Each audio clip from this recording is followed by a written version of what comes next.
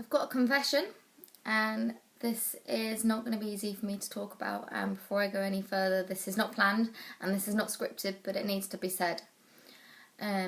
So for those of you who've been following me a while now, you know how keen I am on healthy eating and fitness and staying in shape. And you know that's obviously really important to everybody, but I wasn't always a health freak. I wasn't always fit. I wasn't always in shape. Now, before you're expecting me to say that I used to be 5 stone heavier than I was, actually no, that's not what it is. About 10 years ago now, I spent about 6 years of my life being very, very ill with anorexia. I was hospitalised 3 times. The last one was under a section. There we go, it's on my record. At my lowest weight, I was just over 5 stone, and I was dying. My liver was packing up. My heart was packing up. My heart rate was slow. I have osteopenia. I have thin bones, and I have numerous stress-related problems, physiological. From that, I have pre-diabetes because my pancreas stopped working properly. But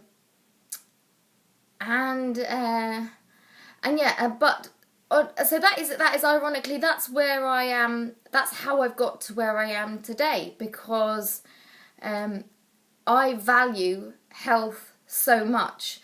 I know that sounds kind of ironic, but sometimes you have to go to darkest places to see the light, as it were. And it's why I place such importance on staying healthy these days, because I have really felt I've been to the bottom of the pit in terms of mental and physical health. I was on numerous, a whole cocktail of medication. I would self-harm. I would make myself sick. I was pretty psychotic even in hospital. I was suicidal. And this is a biggie, I attempted suicide not once but twice. Obviously got caught. But oddly enough, I don't regret any of it, because all of it has made me who I am today. And what doesn't kill you makes you stronger. And so for that reason, today I genuinely believe I am stronger than I could ever have been if I've not been through all of that. It's all made me who I am today, and it's given me the strength to continue to pursue what I believe in, and that is that your physical and your mental health is so important. You don't know how much, you won't know how important it is until you don't have it. And that's what I've got that a lot of people perhaps haven't experienced, is I know what it's like to not have it.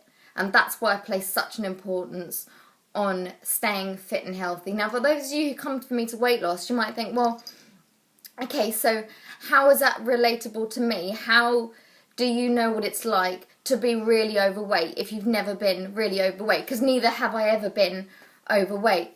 So on one level, yes, that's true. But on the other side, if you think about it, it's not about the weight.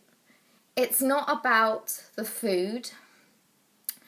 It's not about what size you are. It's not about any of that. Sorry, kitten's trying to join in. It's about our relationship with food and how that can come distorted, and how you value yourself, or rather don't value yourself. And what you've got to ask yourself is, do you value yourself enough to look after yourself? Because 10 years ago I didn't. 10 years ago I believed I should be dead.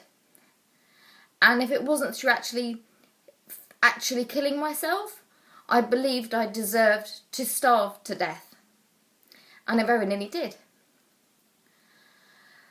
Luckily, I've got myself out of that, and that is the toughest thing I've ever had to do in my life. And anyone who has a similar story, if you come over an addiction, if you've overcome some sort of mental illness, I have so much respect for you, because unless you've been there and done that, you do not know how hard that is.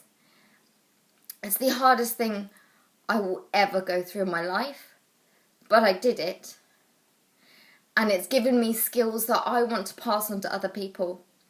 Now, it doesn't matter if you're coming from the other direction and you overeat. It doesn't even have to be an eating disorder. It doesn't matter. You don't have to be binge eating. If you don't value yourself enough to look after yourself, to eat really well, to exercise, to value your physical and mental health, and make sure that you can be the happiest and the best person you can be, that's what I want to help you with. I want to show you that yes, you can do this. This is really hard. Some things in life are really challenging, and humans have this really strange relationship with food, and I don't know quite why that is, but a lot of us have it, even if you don't have an eating disorder.